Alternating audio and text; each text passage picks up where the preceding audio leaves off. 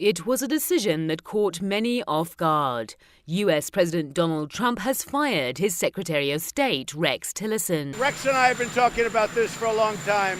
We got along actually quite well, but we disagreed on things. When you look at the Iran deal, I think it's terrible. I guess he thought it was okay.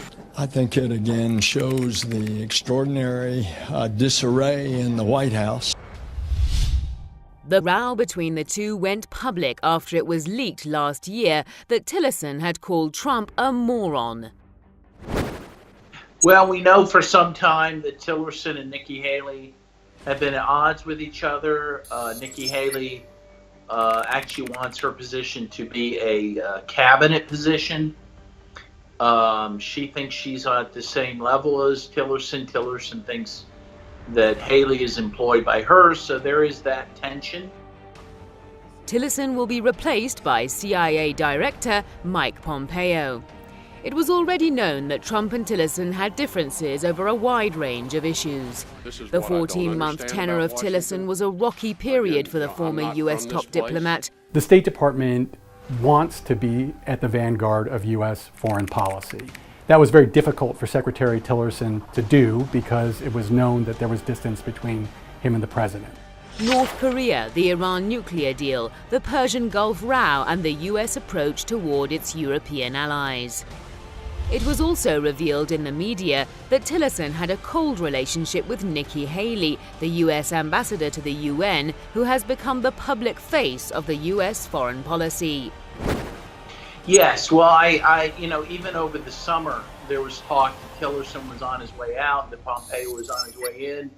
So it does feel like this was a preordained decision and that finally the trigger's been pulled, but this has been in the works for some time.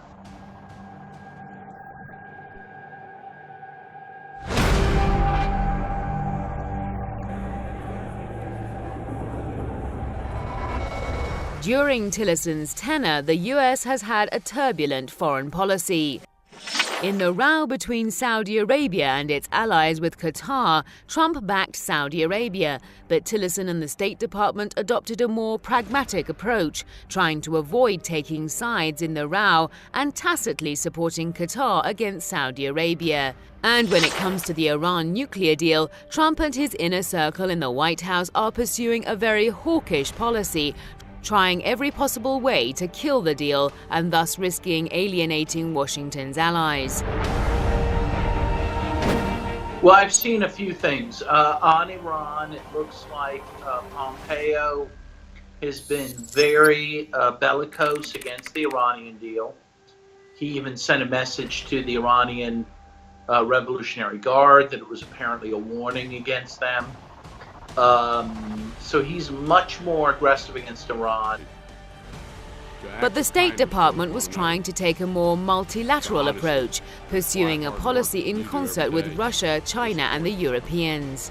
And the latest difference broke out over North Korea. Tillerson was on a foreign mission in Africa when he was informed about Trump's decision to meet North Korean leader Kim Jong-un. It was apparent that Tillerson was caught off guard with the controversial decision.